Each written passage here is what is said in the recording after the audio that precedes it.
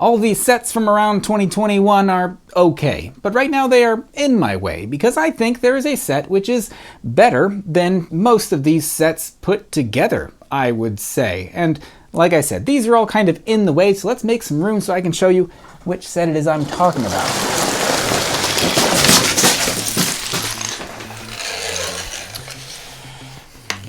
There it is. In my opinion, the Guardians ship, which came out in 2021, is probably the best set to come out this year. Maybe one of my favorite sets of all time. And I'm going to tell you why right now.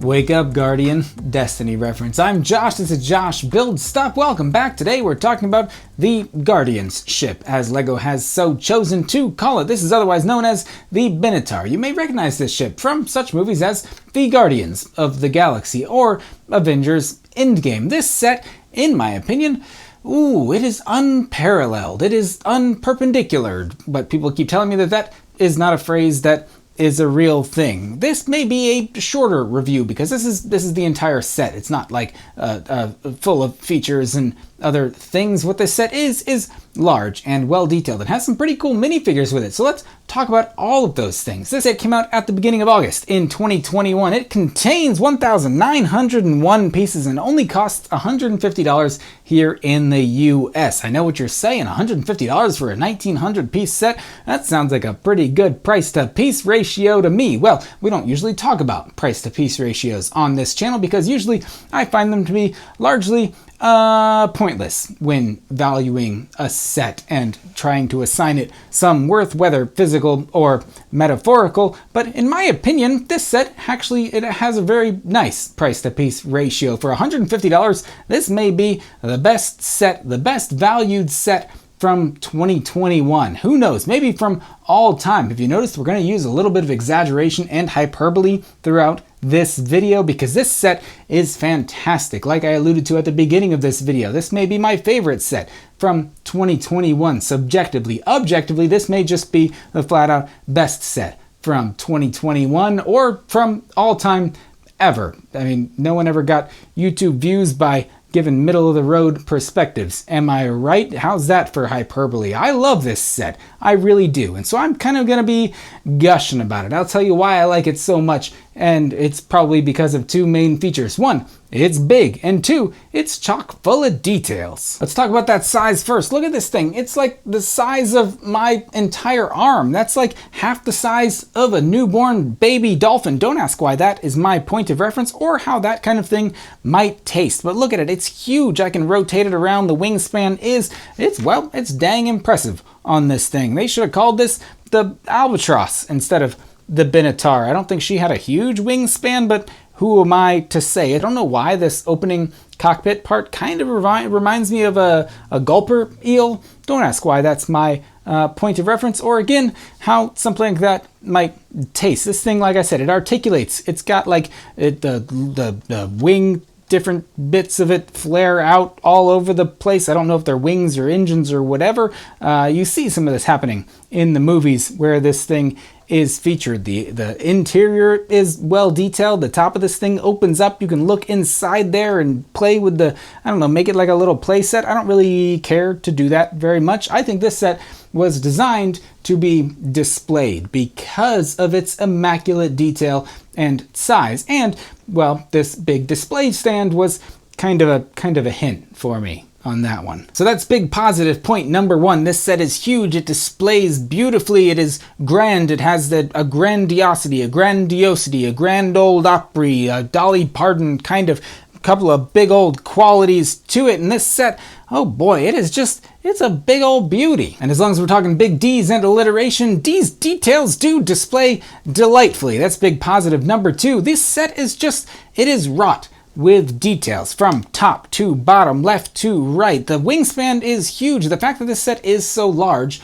makes me think that LEGO could have gotten away with fewer details on this thing. And yet, they went above and beyond. If you move engines out of the way, if you look under the wings or in these like little crevices of the set, it is still immaculately detailed. I think that's where that large piece count comes into play, because everything built here is not with bricks, it's with little individual small plates and modified pieces, because LEGO really wanted to give us the details of this set. I don't know why they did it. Someone seems like they were a big fan of this ship or this franchise, and they really wanted to do it justice. In my opinion, they did it. This set is fantastic looking from literally every angle, and because they gave us this big, cool display stand on which to display this ship, well, you get to see the thing from every angle, and this thing looks good no matter which direction you look at it from. But this brings up a question as I'm trying to criticize this set, and I try to think, well, is this set really great, or is it just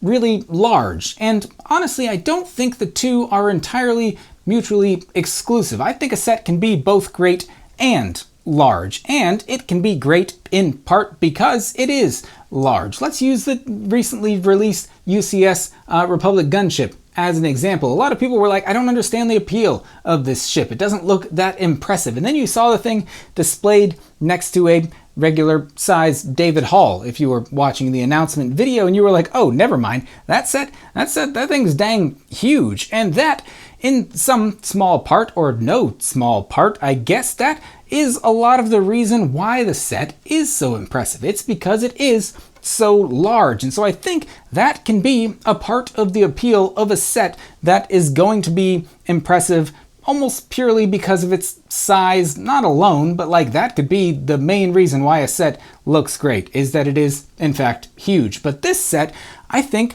not only is it huge with this big impressive wingspan, it's also, like I said, immaculately detailed. And I think when you pair those two things together, what you get is a really fantastic, amazing, great looking, exaggerated, hyperbolized, great looking set in this reviewer's opinion. Now I get it. All of these positives, they're just asking for a negative to be thrown in there. Some kind of molecular ionization analogy can be inserted here, and we can add or remove an electron from the equation. But let's get away from science and let's jump instead to math. And when I'm going to give you one negative, I'm going to give you two negatives, because two negatives, well, those will make a positive, assuming we're multiplying here. All this to say is that a negative that I'm not personally, I don't think it's a negative for me, but I've heard this negative about this set. Everyone goes, the minifigures are not up to snuff. Why did we get Mantis and a Chitauri instead of, the rest of the lineup of the actual Guardians of the Galaxy? Where's Drax and where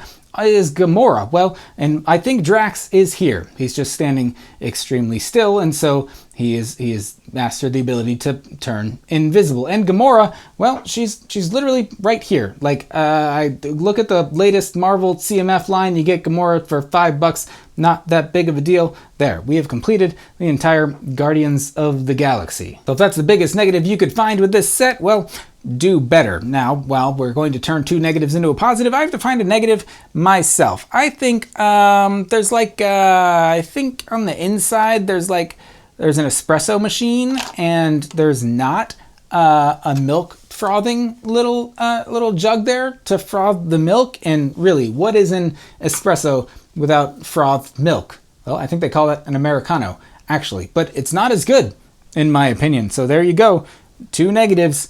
Now we're back to the positives. Here's the thing that I might like best about this entire set, not just the ability to puppet the thing, again, like I said, like a gulper eel, which again, like I said, don't ask me how that kind of thing might taste or why that's the reference that I go to, but you would think that like a gulper eel would be salty because it lives in the deep, deep parts of the ocean, and you would think, oh, there must be a greater concentration of salt down there, a higher level of salinity because the whole density of the entire ocean is higher down there. But actually the salinity of the ocean stays rather uniform at great depths on top of everything else. What was I saying? Oh, the other positive to this set, besides the fact that it looks like a gulper eel when you open its funny little mouth there, no, this set was designed to be displayed. In case you hadn't noticed, it is on a big display stand. The final bag of the build was dedicated to this display stand. We've gotten this kind of thing in LEGO sets before, and I'm a big fan of it. Here's the thing though, I think LEGO might be tricking me into thinking this set is better than it actually is, because it is sitting on this cool display stand, and so it's sitting at like this cool upward angle. It looks like it's either flying or taking off, or you can display it either this way or that way. And no matter which way it's displayed, as long as it's on this stand, it looks cool. And we get a lot of spaceships from Lego, either from Star Wars or Marvel or other random themes. And most of the time we don't get a display stand with those ships. The thing's just sitting flat on a table, and that kind of makes the thing look, how you say, boring. Like it kind of crash landed, like it's pooped out, like it's sitting like an X-Wing half sunk in a swamp on Dagobah. Like it's a boring looking set of a ship when it sits like that. But then you add in this little display stand, give the set a little bit of an angle, and all of a sudden you got someone like me just gushing about the thing. And I think I might be a little deceived here, because maybe the set isn't as great as I think. Maybe I'm just a big fan of sets that are displayed really nicely. Honestly, taking a set, putting it on a stand, or putting it in a display case, it elevates the set. In this case, literally and figuratively, but it kind of takes a Lego set from a toy, a bunch of plastic that you wouldn't think would look nice displayed on a shelf, and it turns it into a big, nice display item that you'd be happy to display on a shelf behind you in an office like mine, or like in the background of a Zoom call, and you hope your coworkers would ask you, hey, what is that? Oh man, that's Lego, that's pretty cool, but they never do, because, you know, it's morning stand-up, it's huddle, you guys are all tired, you just want to get to work, get the day going, watch some YouTube while you drink your coffee. You don't actually start working until, what, 11 a.m. these days? We all work from home. Am I right? That's the times that we live in. You know what I'm talking about, big gulp of real guardianship. I sure do, Josh. See? That's like an added feature. That's positive number 4, is his fun little mouth on this guy. So maybe this set is as great as I'm saying that it is. Or maybe Lego just threw it on top of a couple of Technic pieces, and all of a sudden, here I am gushing about it, making all kinds of math jokes in regards to this set. Paralleled. That's a good one. All of this being said, and I recognize that I have said a lot today, let me know what you all think about this great looking set in the comments down below. But no, honestly, give me your own opinions. I think I'm pretty great. Hey, thanks for giving me your opinion, and it's really great that you have that perspective about yourself. Appreciating yourself for who you are and what you are is actually a really healthy thing to do. Thanks, Josh. See, this set, man, this thing is just getting better by the second. Like I said before, let me know what you think about this set in the comments down below. Let me know what you thought about this video in the comments down below, and let me know if you're going to go out and buy this right now. Boy, I hope it's still available to buy at the time you're watching this video. Okay, as always, thanks so much for watching. Hope you enjoyed this one. I'll see you next time. If you like this video, be sure to like this video with the button down below. If you subscribe this video, be sure to subscribe this channel. That doesn't work quite as the same kind of verb. Okay, I gotta get out of here, guys. We gotta get out of here. What do you think, Guardianship? Yeah, you've said too much already. Okay, everyone. I'll see you next time. Bye-bye.